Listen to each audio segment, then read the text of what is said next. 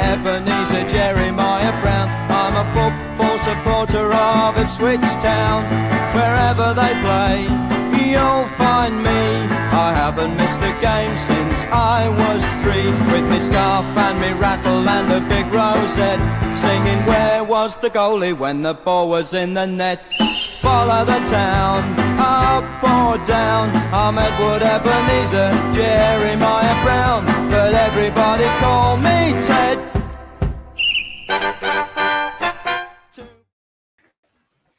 Hello and welcome to this week's edition of We Follow the Town, a weekly show looking at all things Ipswich. This week we are looking ahead to an Easter weekend game with Ipswich Town playing against Joey Barton's Bristol Rovers at home. And joining us here today to help us with the build-up is Charlie Hayne from One Rovers blog. However, before we get into today's show, I just want to mention today's sponsor. Julian Hughes is a golfing coach at Old Joe's Golf and is a member of the World Golf Teachers Federation. Whether you're just starting out on your golfing journey or you already know how to play, Julian can help you improve your game. So what are you waiting for? Book lessons through Old Joe's Golf or directly through Julian Hughes at 07392 834 119. I'm going to repeat that again, 07392 834 199. And of course, he's a first-class coach as well. Anyway, on to today's show. Apologies for the technical difficulties. I might drop out any time. So apologies in advance. I think we're fairly well prepared in case that happens. I'm going to go on to you first, Charlie. First of all, how are you? And yeah, tell us how you're feeling about Bristol. Yeah, I'm not too bad. I appreciate you having me on the show. Yeah, it's just been awful. I mean, really bad. I mean, I'm trying not to cry. I mean, just got to laugh because yeah, it's been awful, really awful. So we're going to talk about this a little more later on in the show when we talk about the preview. But why are things going so bad at Bristol? Because last season you weren't that bad. Yeah, I mean, it's crazy. I was, yeah, I mean, like I said just before we went live, you know, we was obviously played you last season, and we went to 4th in the league, and then our manager left after the game, and it's all gone downhill since. You know, we're now on to our 4th manager in, well, just over a year and a bit. So yeah, it's been terrible, really bad. It's a mixture of everything: management, board, owners. Yeah, it's just shocking, really. So let's talk about Joey Barton, because Joey Barton is a fairly high-profile manager, more so because of his playing career. But is he actually a good manager? Because Fleetwood fans had a mixed opinion of him. They liked him, though they thought he was a bit too abrasive. So as a Bristol Rovers fan, what do you make of Joey Barton? Yeah, I mean, obviously he's been here, 10 games now. Obviously his record's actually worse at the moment than the other 2 managers. He's only picked up 2 wins and 8 losses, which is obviously not good. But a lot of the performances have definitely improved.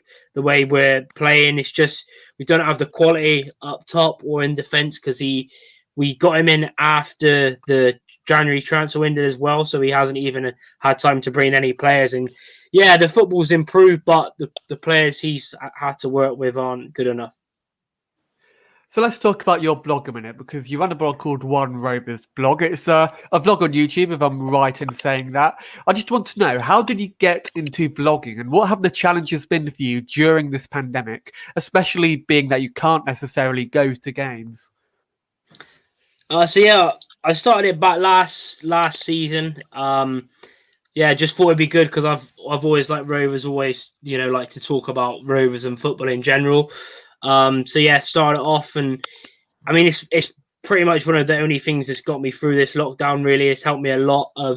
Had a lot of support from people, and yeah, just doing streams, previews, match reactions, and yeah, other various videos, and it's helped me massively. Really, it's grown quite a lot within sort of the last month, which is good. But yeah, it's helped me a lot. So finally, before we get on to Leigh, tell us your favourite Bristol Rovers memory. Favourite memory? Well, there's been quite a few. There's been obviously bad and good, but favourite one, it has to be 2015. Well, basically, we got relegated to the conference back in 2014, and we got managed to get back-to-back promotions, but the promotion going into League One was the best because it was literally the last minute of the game. It was Dagenham at home. We were actually losing the game, and then we scored on the 95th minute to go up, and pitch invasion and everything. Yeah, it was class. So that's got to be the favourite. So has the club been on a real journey? Because you're in League One at the moment, and what you just said then kind of gives me a sense that the club has been on a long journey and that there is so much improvement to be made at the club still. Yeah, definitely. I mean, that's what it's been like since I've been going. I've been going for 14 years. I mean, I'd have probably been going longer if I had family supporting them, but one of my mates got me into it. But yeah, it's been a lot of promotions, a lot of relegations, a lot of mediocre and really good football. But yeah, that's what the life of a Rovers fan is, really. It's just, gives you heart attacks every season is so different. None of the seasons are the same. It's either have a really good season, get promoted, have a few okay seasons, get relegated, and that's what it's been like, really. A lot of mediocre. That is exactly what it's like to be an Ipswich fan. And talking about Ipswich, we are going to go on to Leigh. First of all, Leigh, how are you? And let's talk about the Wigan game, because there's not much to talk about, although it was a dreadful performance, wasn't it? Well, I don't really want to talk about it, really. It was woeful. Apologies. From start to finish. No, I think we only had a couple of half chances in the whole game. And, the only thing what was positive to start with, we had Kane Vincent Young back in, but unfortunately now it's another bad thing. He's now injured again, and it was just woeful. It really was. So I feel sorry for Charlie, because we're kind of in the same boat, aren't we? Really, with our teams not playing to their maximum performances, especially they get paid thousands of pounds to play football, and we're just here to talk about it, aren't we? So the only real good side is we got a point away from Wigan, but we should have really beaten Wigan, really, because I think they're playing Gillingham tonight, and I think Gillingham are winning last time I saw. So that's going to be an interesting time for Charlie as well. So you want Wigan to lose that game, and you want to win against us on Friday afternoon. So let's quickly talk about the stats, because if you look at the stats in isolation, you would have said that we've dominated the game. We had 8 shots compared to their 9, although we had 4 on target compared to their 1. So would you say that the game against Wigan was an opportunity lost? Yeah, definitely. Yeah, we should be beating these teams. They're down at the bottom of the league, and we should be beating these teams. We've got the biggest squad, but it's all about the players on the pitch. Paul can only do his magic on the training ground, and of course, what has happened has happened. We need to move on to the next game. But what can you say about it? It was a dire performance from us, but we got a point. That's probably the only positive thing what we can take out of the game.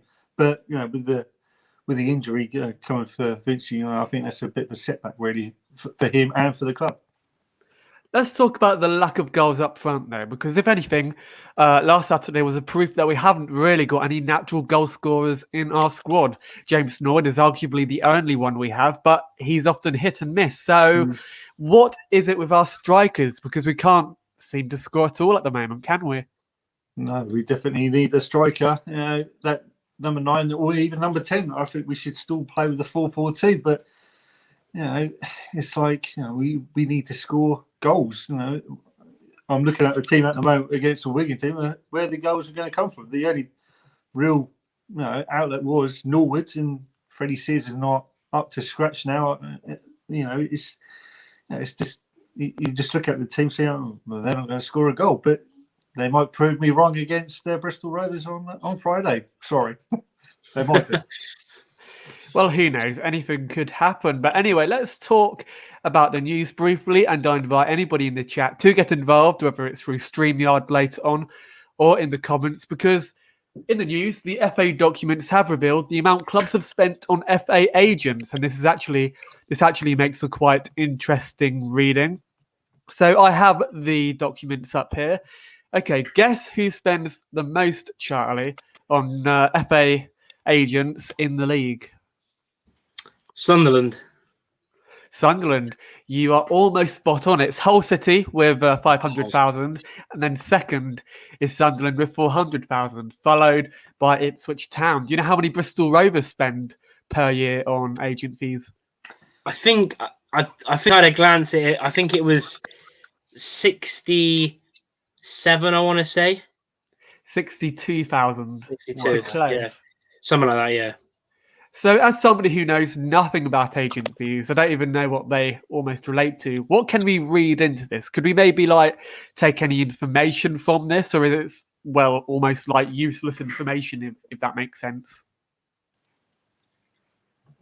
Yeah, I mean, it's pretty interesting, isn't it? Because a lot more agents now. You don't really see it, put out there a lot in League One. You usually see it in other leagues like the Premier League and stuff like that. But yes, it's interesting. It's a lot of Hull and Sunderland, especially. It's a lot of money, and obviously you're not far behind. And then there's teams like I think Gillingham. Apparently they've spent zero. Is that right? Yeah, you're spot on. And after that is Accrington Stanley, who only spend 27,000 per month. So not a lot at all. Wow. Yeah, it's crazy. And here's a fun fact. Salford, guess how much they spend a month? A lot. 50? A lot. They spend more than Portsmouth per month on agents. They also spend more than Doncaster Rovers, MK Dons and Shrewsbury. They spend over £150,000 a month on agent fees. Month? Per year, not per month. Forget what I just said. Per year. Oh, geez. Thank you for correcting me on that. So yeah, per year, which is absolutely dreadful, isn't it? But anyway, we're just going to quickly go on to the comments a minute, and thank you very much to all of those who've joined in. And we have a question for you here, Charlie. What are your opinions on Ellis Harrison? Because as you know, Leigh, Ellis used to play for us. We were quite unhappy about letting him go, as we felt he was quite a good player, had quite a good eye on goal. You seem to disagree with me there. But yeah, what do you make of Ellis Harrison? Yeah, I mean, it's pretty interesting because obviously he come through the youth academy. He was at Rovers for a long time. I mean, it took him quite a few. I remember his first goal when he was 17, but he was pretty inconsistent. It was only in his later years when he joined the conference. I think the conference season when we got promoted at first time of asking was his first season. He hit over 10 goals. And that's within like 8 years he was playing at the club. And then after that, he done well and obviously went to you. But I really, especially the last few years, we do miss someone like him. But there was other games where I remember a lot of games he'd look like he'd give no effort at all, just walking around the pitch. But yeah, I mean, he's not the best, but he was okay in the end. So, Leigh, what are your thoughts on Ellis Harrison? Because I think he plays for Portsmouth nowadays. I should really know this, but he's a Portsmouth player, isn't he? Yeah, you should. You should really know that. But yes, I was actually a bit disappointed that we let him go. Really, I thought he'd done okay for us. I didn't think. I think we should have kept him really because I think he'd be a threat. I think he would do better than Sears would.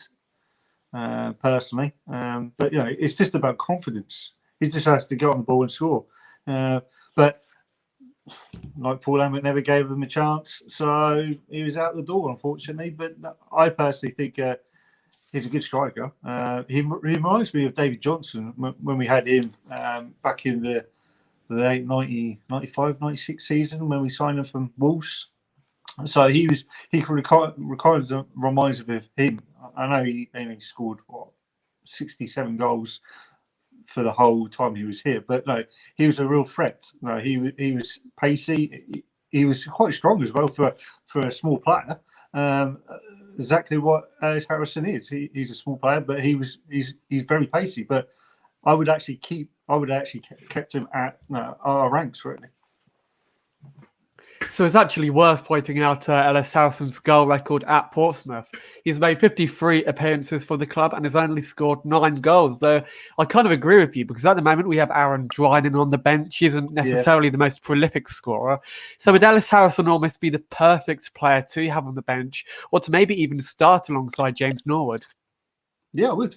Yeah, but I've always said on these streams and other past streams as well. I always said the 4-4-2 is probably the better way of going, especially in these leagues or even the conference. Not saying we're going to the conference, but I would say in these times that we should be playing 2 up front and give the defenders from the opposition more, dangerous. Make us more dangerous, because if we have one up front, they're just going to put their 2 big men on the striker, and that's them out of the game.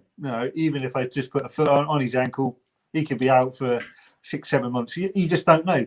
But in this day where we are at the moment, especially we've only got 10 games left, probably Charlie might agree with me here with Rose. I think we should be playing 2 up front, even with Judge or Teddy Bishop or even Andre Dazelle behind him in the number 10 role, doing the cam position. But yeah, that's where I would have gone for. So, okay, here is a comment for the listeners who have tuned in today.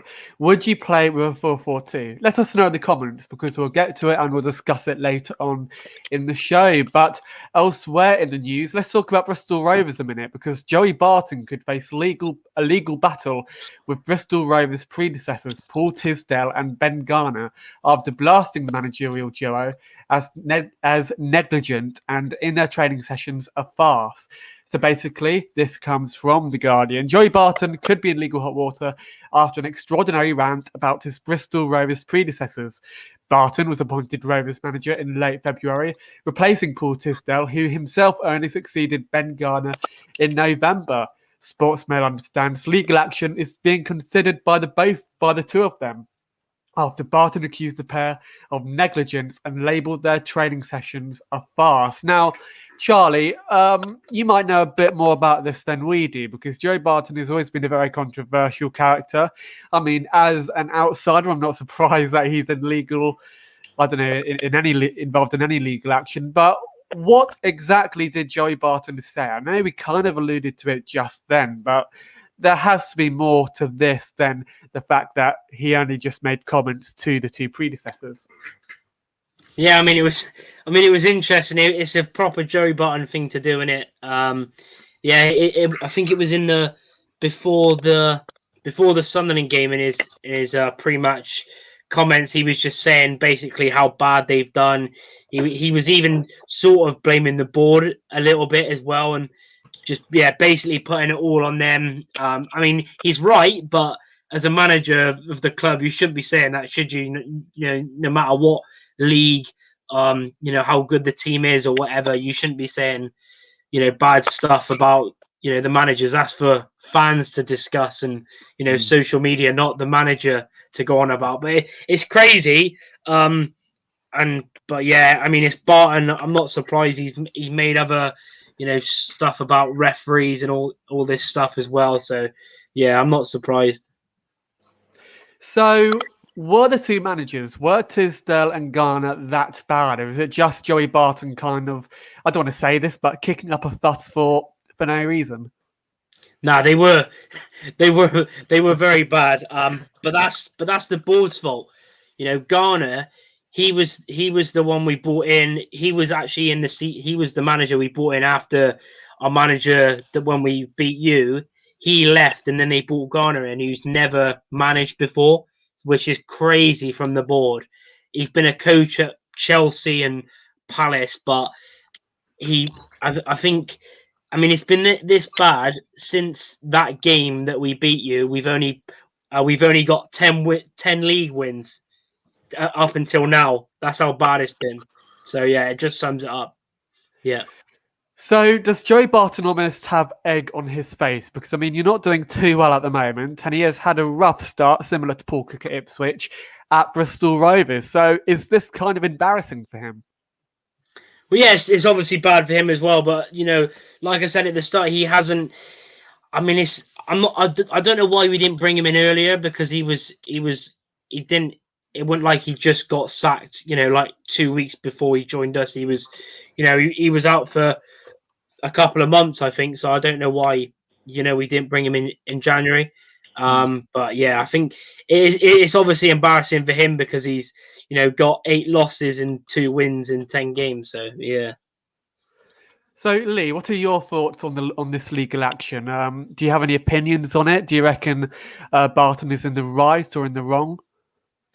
It's all about Joey Barton at the end of the day, isn't it? He likes to make up news, but he wants to be on the news maybe for all the wrong reasons. But if it was me being a manager, I personally want to say, right, start the clean slate again, and just try and get your team out of that situation as best you can.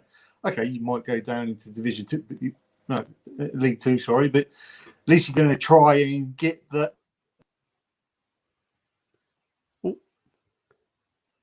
Oh, we can't hear you. I'm afraid, Leigh. I think your microphone has gone off. I'm just going to read a comment because we did ask earlier on whether you thought we should play 2 up front, and ITFC Tweedy said 4-4-2 with attacking wide players. 2 strikers clearly needed in this league. I'm going to ask you both for your opinions on this. First of all, Charlie, what do you make of what ITFC Tweedy, that is hard to pronounce, has said? Do you reckon this league needs 2 strikers? Yeah, I mean, it sort of depends on what sort of setup you've got. I know, Sunderland play with 1 striker, but I think with me personally, I'd like to see that more. I'd have liked to have seen that more this season, but for some reason we've got like 5 left backs and like 2 wingers. So, but yeah, I'd definitely like to see 4-4-2 with wingers and 2 strikers. Yeah. And apologies for cutting you off, Leigh. Technical difficulties. I think this show is going to be plagued with technical difficulties. So apologies about that. Okay. 4-4-2 at Ipswich. Do you reckon that would work? Because in my opinion, we've been crying out to 4-4-2. And for some reason, we've never actually used it. Last season, we used it briefly, but this season, we haven't really explored using 4-4-2 at all. Yeah, absolutely. I'd rather go with the 4-4-2. Definitely. It's this how I would play, especially in these leagues. Well, we've got 10 games left to go, so why not go for it? We're still in a chance for a playoff, maybe. But it's in our hands really. At the end of the day, we just have to get out there and play for those 3 points every game. We can't just keep on going. We just have to focus on one game at a time and then go from there. Basically, so but yeah, I definitely think we should go 4-4-2.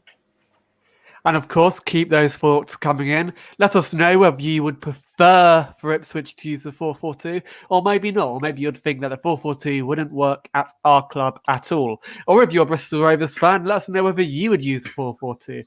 Because to be fair, I know Bristol Rovers genuinely go for the 4-3-3, but maybe a 4-4-2 would work as well. But elsewhere in the news, Tractor Girls in FA Cup action against Billericay. Ipswich Town women's boss Joe Sheehan says his side are determined to progress as far as they can in the FA Cup, in which they face Billericay away in the second round on Sunday with a 2:00 kickoff. And of course, the league has been suspended due to the pandemic. Now, Leigh, do you reckon we could actually go all the way in the FA Cup? And what are you expecting to see from the team on Sunday? Well, to be honest, I feel that we're capable of getting into where we were before, the quarterfinals, semi-finals, and then the final. But we've beaten championship teams already. Huddersfield Town, we beat them last time out. So I know we played, the holders in the Premier League of Women's, Manchester City in the next round. Of course, we lost quite heavily, but of course, they play in the Champions League. So from going from that stage when we beat Huddersfield to playing Manchester City, it's quite a big step up. But I feel where the girls are at the moment, they're doing wonders.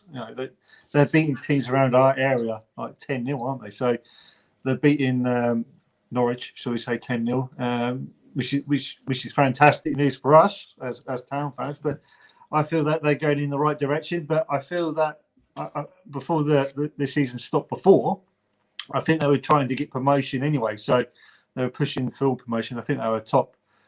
So that's what happened before and this season as well. So I think they're going to try and push and apply for the next league up as well. So I feel that we're going in the right direction. So yeah, I want to see a Town win on Sunday, and that will be quite a good game to watch as well, especially when it's a live stream on YouTube. I think with a bit of Ricky, I think, and it's for free. So why not? Of course, and we'll show the game onto our Twitter page. But does the fact that the season has been curtailed, does that kind of give the players a little more incentive to maybe go on and win the game, to maybe go on and get into maybe like the latter stages of the competition? Yeah, absolutely. I think if it was us as well, if we only had the cup competitions, really, I would want all our players to be up for it. I know at the moment that they don't want to be up for it, but for me, I think the manager will try and cheer them up. And we've got some players coming back from injuries as well. I know one of them come back from a very long injury as well. I think she was out for 800 days or something, wasn't it? So she's back, and hopefully she'll be back in the team again. I know we had an academy game this afternoon. We beat West Ham, I think 3-0. So yeah, so it's all to play for on Sunday. And we'll end the show with more news because we're going to do the match preview in a minute. We'll end the show by talking about the takeover and the transfer rumours. So if you have any opinions on both those topics, let us know in the comments. And yeah, of course, get involved. Now, let's take a look at Friday, because Friday is quite an important game for both sides. Now, let's take a look at your formation, Charlie, because Bristol Rovers, if I am right in saying this, usually play with a 4-3-3. So what can we expect to see from your side on Friday? Yeah, I mean, I think more the same. I mean, it was really strange, that lineup against Sunderland, because Walker and Martinez, that was their first starts in the league ever for Rovers. So youngsters, and then Josh Grant, who played centre back, has been playing CDM all season, so it was weird. But I think it's going to be more of the same. But Kilgore, who I remembered had a quality game at Portman Road when we beat you last season in the league, he went off injured, so I'd expect Baldwin to come into the team, and maybe Hanlon to be dropped because he's playing with injury. He's not got a lot of confidence. I think he's only got one goal in 2021, so I'd put Daly and Baldwin in that team, and Kilgore and Hanlon out. So let's talk about Luke McCormick a minute, because he's a highly rated player, highly rated by his original club, Chelsea. How has he performed for you this season? Because it's probably been difficult for him this season, playing in a team that are underperforming in the league, and that should really be playing, I don't know, higher up the league, if that makes sense. Yeah, I mean, it was really weird in the summer because Garner, who was in charge, he wanted to go for the more like young players. So we got a really like that team there, apart from Leahy, Williams and Yakola, the rest are like 20, 23 and under. So that just shows you how young the team is. And I think that's what's failed. I think it can work once in a blue moon, but going really young and not having that much experience has cost us. But he was pretty inconsistent at the start of the season, but since sort of December, January, he's been really good. Last few games he's dropped off, but he has scored a few crackers, and I think he's linked with Millwall and a few other clubs as well in the summer. So let's talk about Jonah Ayunga a minute, because he is a player who's come from non-league. He came from Havant and Waterloo. How do you think he settled into League One? Because that is a big step for a player coming in from non-league. Yeah, I mean, he was quite unlucky because at the start, I think his first game against Sunderland, he got a 3-month injury, so he's missed a lot of the season. he's only started playing a lot more games since Barton's come in. Really, he wouldn't really get a chance, and he does look good. He's still obviously a bit raw because, like you said, the step up is pretty unreal. But now he's good. He's just, it's obviously something we've lacked. It's just quality up front. You know, a younger Hanlon and Daly who was on the bench have hardly played. Basically, Hanlon's the only one that's played Football League experience. The other two, Daly, we bought from Palace last January, so he played like twice last season. And then a younger, like you said, was in like the 6th or 7th tier. So, yeah, that's what's cost us. Now, Kilgore, I remember seeing him when Bristol played at Portman Road before the pandemic. This was. Is he a good defender? Because he's incredibly young. He's got bags of potential. But how has he done this season? Do you reckon he's had a good season with all things considered? Well, I think he's been pretty poor. I think the biggest mistake Rovers made, and it's Garner again. He got rid of a lot of the experienced players in the summer, Circum, Lines, and the biggest one was Tony Craig, who was ex Millwall. He's at Crawley now. For some reason, we got rid of him. He was class. He was the leader. He was literally helping Kilgore through the game. And it seems without him, Kilgore. I mean, to be fair, he was quality against Charlie Wyke on the weekend, but most of the season he's been really. He hasn't had that experienced guy like Craig, to talk and be the leader at the back, and he struggled this season, Kilgore. And finally, before we get on to you, Leigh, talk about Aaron I can't pronounce his name. Ostuma, is it? Am I? Yeah, right? Ostuma, okay. Yeah. How has he performed this season? Because he did very well at Charlton. He's a great player. He's seemingly been everywhere. He's played for Walsall, Bolton Wanderers, and as I just mentioned, Charlton.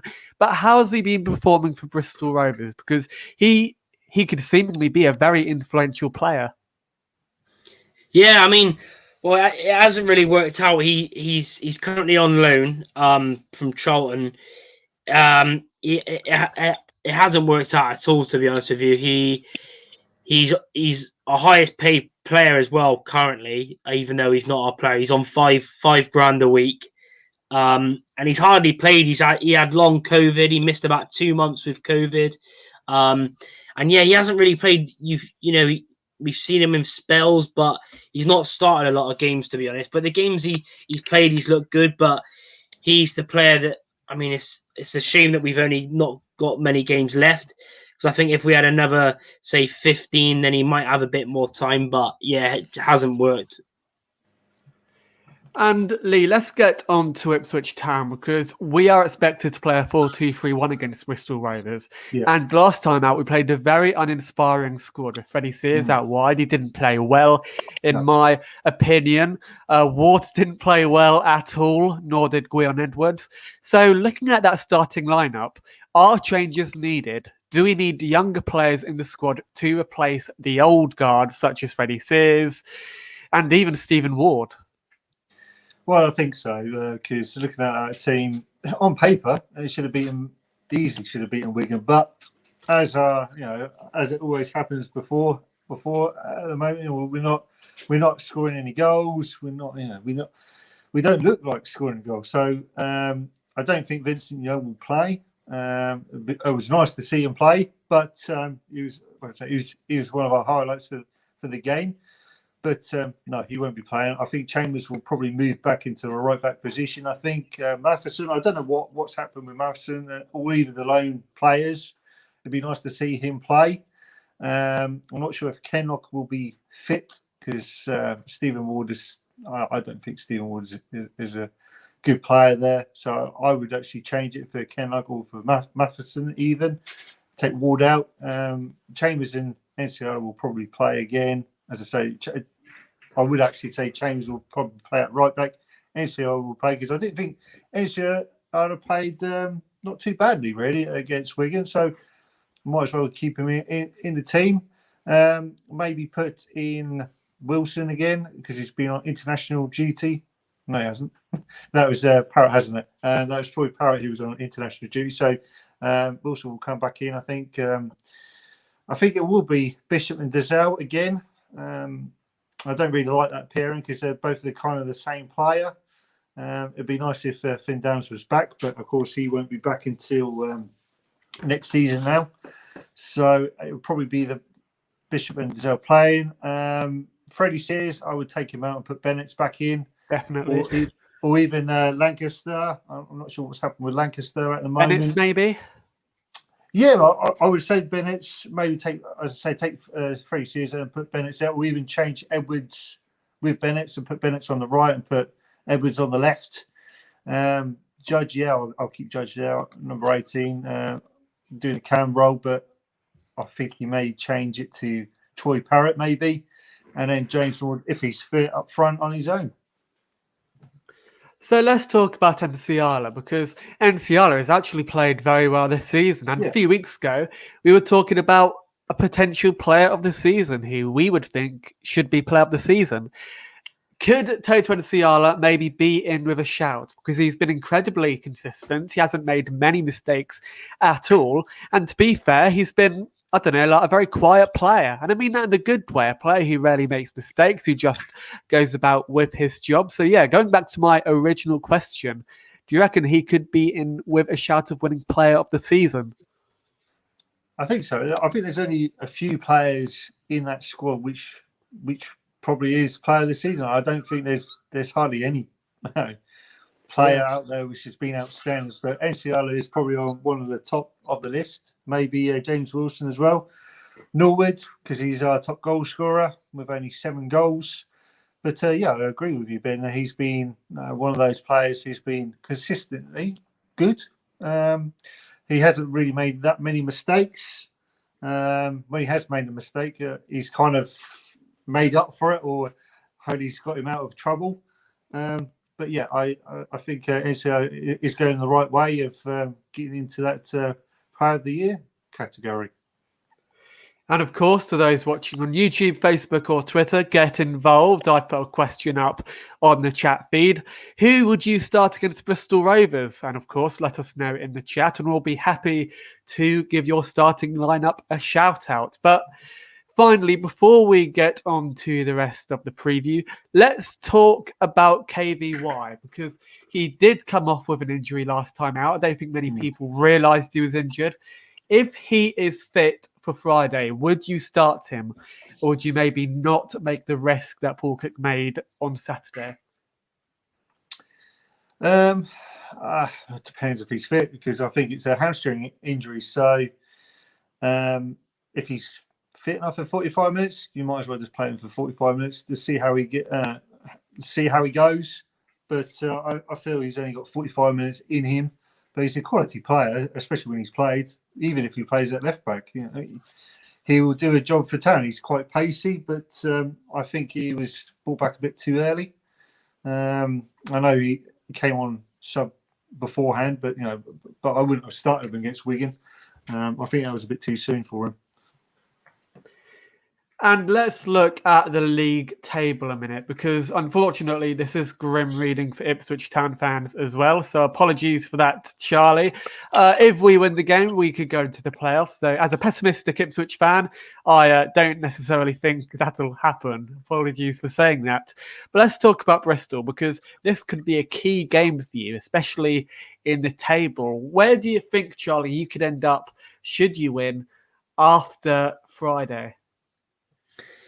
I mean, it just depends. I just want to get out. I just want to get as far away as we can. But it's going to be tough, even against Ipswich, a good team. And you've already. I mean, if we base it on this season alone, we've scored 9 and you've scored 5 against us. So it doesn't look good for this season. But since you've played us, I was surprised at the fact that Norwood's only got like 5 or 6 goals in the league. I was very shocked, and obviously even Parrott, he's only got 1 goal as well, hasn't he? So I was surprised at that. So Leigh, let's talk about Norwood, because he's only got 6 goals this season. He has come into a bit of form lately, but are you expecting him to be a threat on Friday? Because he didn't perform too well against Wigan. He maybe could have had a penalty. But yeah, he's very much a player who can hit hot and cold. Well, it's all about his work rate on the training field and see if what Paul Cook likes about him. If he's fit, I think he will be playing. But why not try Troy Parrott again? He's young. He's fit. He's a full international for Ireland. So if it was me, being me, I would actually try Parrott. Maybe. I know Norwood is a bit hit and miss at the moment, but it all depends on his fitness, because he has got about 60 minutes in him. But especially with Troy Parrott's performances, especially getting into the Ireland team, I feel that Parrott will maybe get the nod first and then bring on Norwood in the second half, just in case things are going wrong against Rovers. But you've also got Caden Jackson as well, so it's going to be interesting to see on Friday. But then surely the problem with Parrott is that he just doesn't score enough, because he's only scored once for Ipswich Town, or maybe twice. But he's not a very consistent striker. He isn't really a prolific scorer at all. So would you maybe put that into consideration when picking the team? Not really. If he's been playing well in training, and if Paul Cook is seeing something of what he likes in training, why not? And he's rated by Ireland as well, so exactly. So just put him in. That's what I would do if he's performing well on the training ground, and of course he's got his coaches behind him as well, with Gary Roberts, Kieran Dyer, the under-23 manager. He'll know what he wants to play on Friday. And finally, before we end the show with more news and maybe a couple of questions, let's talk about the key players for both Bristol Rovers and Ipswich Town. And we're going to go for you, Charlie. Who would you say are the key players we should look out for on Friday in the Bristol Rovers squad?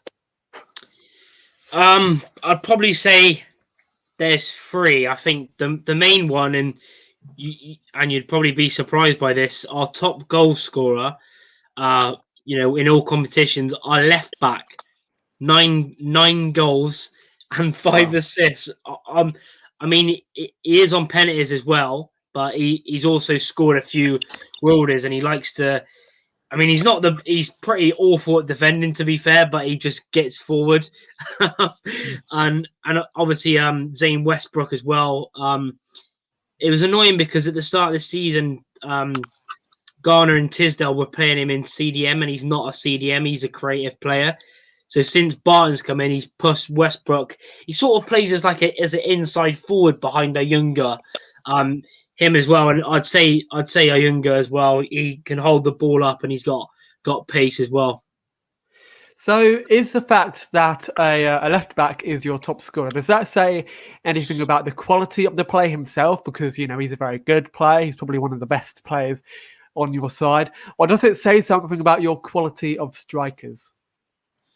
Yeah, I mean, I think it's a bit of both. I think it's definitely the quality of strikers.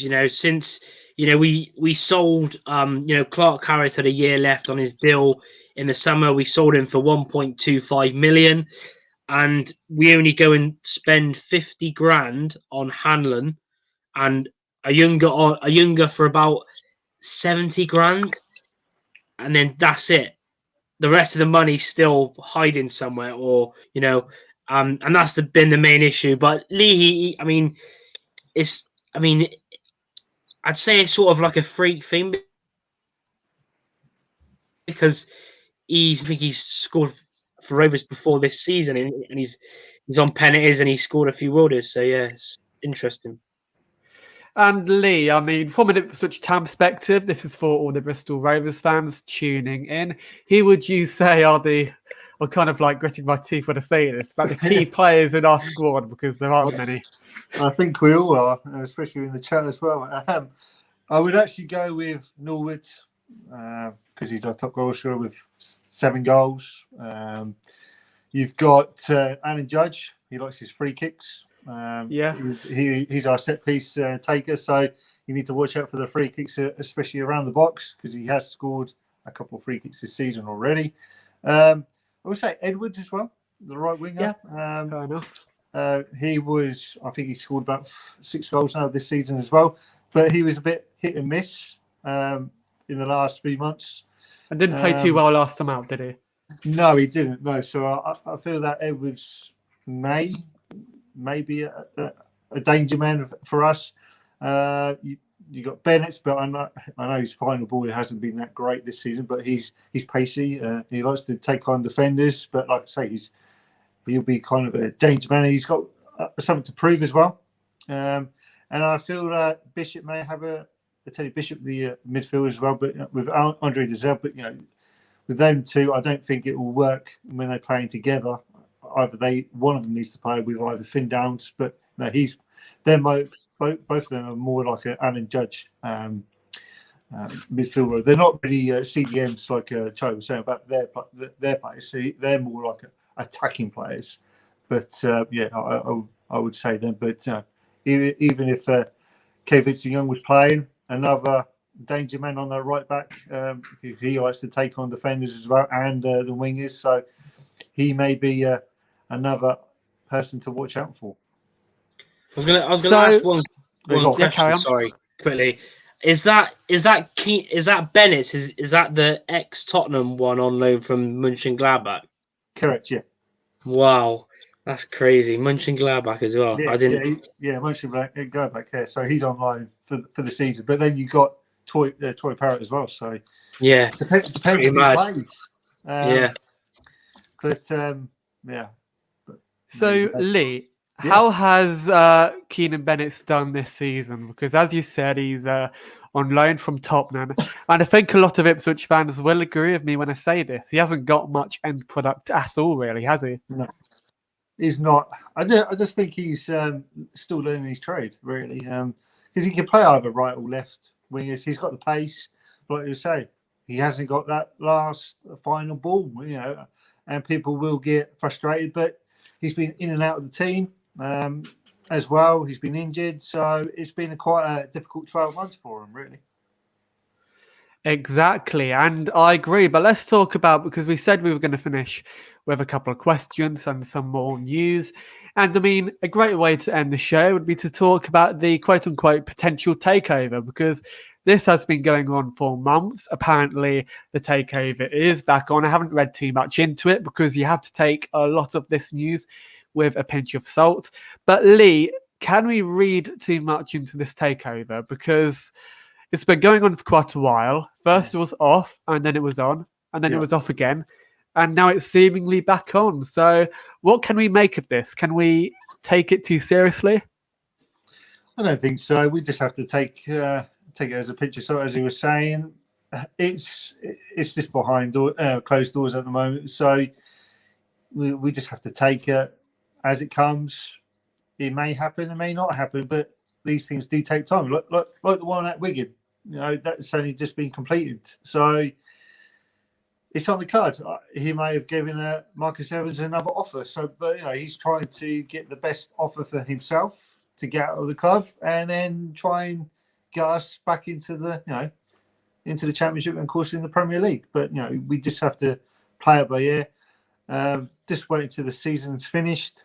Depends on where we are. Maybe playoffs. Maybe stay in Division 1 still, or even in Championship. We just don't know. But I think we should just take it as it is at the moment and go from there. So do you think that Paul Cook was kind of hired with the expectations that we will get a new owner? Because seemingly that was the case. I think many people thought he was hired as we were getting a new owner. So do you reckon that is a fact, or do you reckon that he was actually hired because he knows there is a job to do at Ipswich Town? I think he wanted to come here, first of all, because he's turned down Championship clubs. So, and there is definitely a job to do here at Ipswich Town. So, I like his enthusiasm. I like when he comes out with his press conferences, even his previews. Like, this is what I want to do. It's all about we, not our. So it's good that he wants to say we, because it's just those little things that a fan wants to hear. Probably what with Charlie, with Joey Barton, and what's happened with him. I feel, for me, that is the right decision. We had Paul Cook installed as manager because it wasn't going too great with Paul Lambert. So I think there was it was definitely a need for change, and we'll go from there, really. So, Charlie, we haven't talked much about your owner at all. I don't know why we would need to, but let's briefly talk about the Bristol Rovers owner, because as fans, we don't know much about him at all. So, what is your owner like, and is he pumping a lot of money into your squad? Well, he's been here for a few years. He's actually from Jordan. His name's Well Al Kayadi. He's tried to pump money in, but obviously it's pretty hard with the fact that when he come in, it took quite a while to pay off debt. He paid off over £20 million in debt, so that was a big help because there was talks of Rovers being in big trouble. But it's sort of hard because I think now next season, hopefully, whether we're in League One or Two or not, we can try and build on it because a lot of people say Rovers sort of like a mid-table team usually, but money wise, I don't think he's one of them that chucks at it like other clubs do. But now maybe because the what's it called,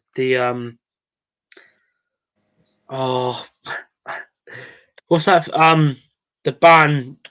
The ban there was where you can't spend. FFP? Yeah, that's the one. Yeah. Yeah, that's the one. Obviously, now that is gone, then maybe he can spend some more. But he's been good. He's cleared a lot of debt for us, which was massive because it was awful before he come in. It was awful. So, besides that, what are the positives that he's brought to your club? Because, of course, when a new chairman comes in, there's a lot of excitement. Fans are expecting them to splash the cash. But it sounds as though, very much like our current owner, that he's not willing to actually invest a lot of money into the actual playing squad. Yeah. I mean, I think the other main problem is I think his brother has got a lot of, within the club as well. So that's another reason why it's not just him, it's his family. And, he obviously, when did he come in now? What season? I think it was when we was in the conference. So he's had back-to-back promotions. He's had three or four seasons, maybe 5 in League One. But yeah, I think he does sound like your owner as well. The fact that he won't sort of go and splash it. But I think Rovers, you don't really. Obviously, you want as much as you can as a fan. You want to go up with us. We've been in obviously the first division, which was the Prem. But in my era since going Rovers, we want to see more. So hopefully that can happen. And finally, we have one more bit of news before we end the show, before we get on to your questions. So keep your questions coming in. So Alex Gilliard, he has been linked to ITFC. Many fans have got mixed opinions on that. Some people believe he'll be an excellent signing, whereas others are more concerned about it. Leigh, what do you make of Alex Gilliard? He plays for Scunthorpe. He came from the Newcastle youth setup. So would he be a good signing for us, or should we maybe be going for better players? Personally, I think we should go for better players. Really, why are we going for someone from Scunthorpe? Really, because if he's not signing a contract at Scunthorpe, there must be a problem with the player or something. I don't know, but did you say he's only scored 7 goals this season? Yeah, he scored 7 goals this season, and not 7 goals this season. He scored 7 goals in 50 appearances for Scunthorpe. So that's probably an issue straight away, really. Exactly. I personally think that our club should be looking at our non-league sides, maybe. Yeah. Because there's so many decent players out there. We've got players from Leiston, Leiden Market. Even if we go to Norfolk, got Durham Town, Wroxham as well. They've got some really exciting young players there. I know there's some ex-pros still playing in the Step 7 leagues. Grant Holt at Wroxham, and you've got Carlos Edwards playing at Berry Town. So I feel that those players, will be helping the youngsters come through in those leagues, and I think you'll find better players in those leagues. I've actually seen a couple of them, so they are out there. So I would actually go and try and find those sort of players who want to play for the club, who will put their heart on the sleeve and they want to play. Even if it's like £1,000 maybe a week, or even £5,000 a week. So I think you'll probably get more from them than you would do for that player, from Scunthorpe. So, do you think this says more about our recruitment team, if anything? Because we've made similar signings like this in the past. We signed Oliver Hawkins, and I mean, he hasn't played that much, but he hasn't really proved himself to be a good player. So, does this maybe say something about our recruitment team and the type of players they are willing to get in? Because, of course, the owner has a say in this as well. The owner isn't willing to put a lot of money into the club as well. So we have to also look at that side of things, don't we? You just basically hit the nail on the head, really, haven't you? So, it's all down to the owner and the manager, and the recruitment team, what they can actually bring in. Of course, as I say, there's more stuff out there for like League One, League Two, and Premier League, and there's more chances to see these players playing with like YouTube and social media. But then when you look at the non-league side, there's more and more people starting to do videos and trying to get these players out there. I don't know if it's happening with Rovers, Charlie. This is what we're trying to go down, and you'll see all these players, they score some wonderful goals, which have happened. So, but they could get one of these starring roles. I remember one Thetford Town player. He's actually had trials at Ipswich, and he's actually got trials at Chelsea. So it can come to show, these players are out there if they want to look for them. But it all depends on what happens, really.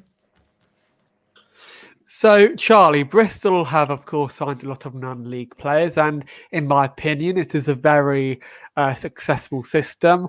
What are the benefits of signing players from the lower leagues? Because that may be quite a cliched question, a question that almost answers itself. But if you look at the system of signing non-league players, there surely are a lot of benefits to go with it.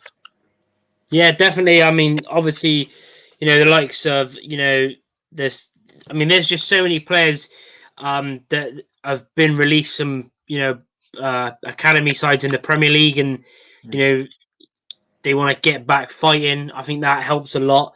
Like you said, you got these players, instilling, which will stay at a Premier League team for ages, a youngster. But the players that go down and come back up, there's a lot. Even with us, when we was in the conference at the time, we signed Matty Taylor, who's currently at Oxford. We signed him back then on a free. Got us, I think, 58 goals in 3 seasons. Yeah. So there's players out there. There's loads of players, even players in their sort of mid-20s, or whether they're young and just come out.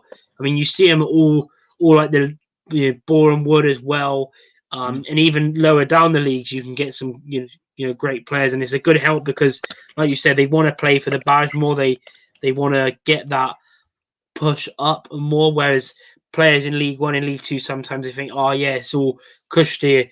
But yeah, I think it's a good thing to sign non-league players. And finally, to end the show, I didn't realise how long we were running. We've almost been on for an hour, so time has flown by. I didn't quite notice that. But okay, this is a question for you, Leigh. And apologies, Charlie. This is an Ipswich Town question. If you get this one right, I'll give you a few extra brownie points. Okay, here's the question, and I'll be impressed if you get this. On this day in 2018, who did Ipswich Town play? And what was the score? Sorry about that. Jeez. You just hit that one out, haven't you? Right there, haven't you?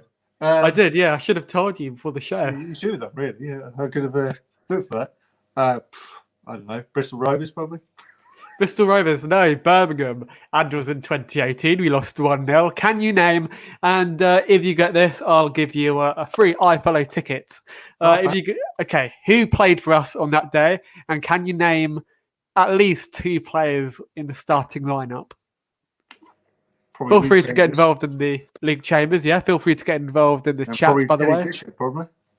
Teddy Bishop, there's another one. That's David two. McGoldrick. David McGoldrick, he was on the bench. Oh, So, yeah. there you go. I'll give you a point for that. I'll give him a point. That was a good shout. Excellent. Thanks for that. Put me on the spot there. Thanks. And, okay, here's a clue. This is a great way to end the show. A confusing question that nobody quite gets. Okay, this guy was on loan from Tottenham Hotspur. He currently plays for Swansea. He's a centre-back. He's American. He did quite well for us, in my opinion. Carter Vickers. Carter Vickers. There's another one. He was actually quite good for us. I don't know what you guys think, but yeah, decent player. But anyway, there we go. Thank you to all of those who tuned in. I really appreciate it. Apologies about the tough question at the end. If you still haven't got it, then simply put it in the chat. I'll let you know whether you've gotten it right or not. But let's quickly plug our sponsor a minute before we end the show. Gillian Hughes, golf coach. You can, of course, get lessons at 07382 834 199. And if you mention We Follow the Town, you can get 20% off golf lessons. So, of course, there's email for those of you who are watching via YouTube, Facebook, or Twitter. His email is down below. And, of course, we just read out his email. So, thank you very much for joining us today, Charlie. What do you reckon the score will be on Friday? Oh, no. Sorry. I'm going to go. I'm going to go for the same score when we beat you last season, 2-1. Last minute winner. Fair enough, because I don't think many Ipswich Town fans are that confident of our own squad. So, Leigh, what do you reckon the score will be? Because personally, I'm going to go for a draw, a 1-1 draw. I don't know whether I'm being really optimistic or pessimistic here, but what do you reckon the score will be? I'd like to see a 5-0 win, but that's not going to happen, is it? No, So, with who we have up front, especially Drennan on the bench, I can't see him coming off. this one, actually. I like to see probably a 2-1 win for us. A 2-1 win, and that is a great way to end the show. Thank you very much for tuning in. Charlie, finally, where can we find your blog? Yeah, One Rovers vlogs on YouTube on the road to 3,000 subscribers. And Leigh, where can people find you on Twitter and all of your non-league stuff? It's at Leigh Simons 82, or you can find just search in YouTube Leigh Simons and you'll find it all.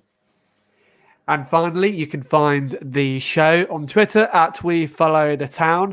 You can also find us on our new Facebook page. You can listen to the show on iTunes, Spotify, and Amazon Music. And finally, you can find me on Twitter at Benario. Thank you very much for tuning in.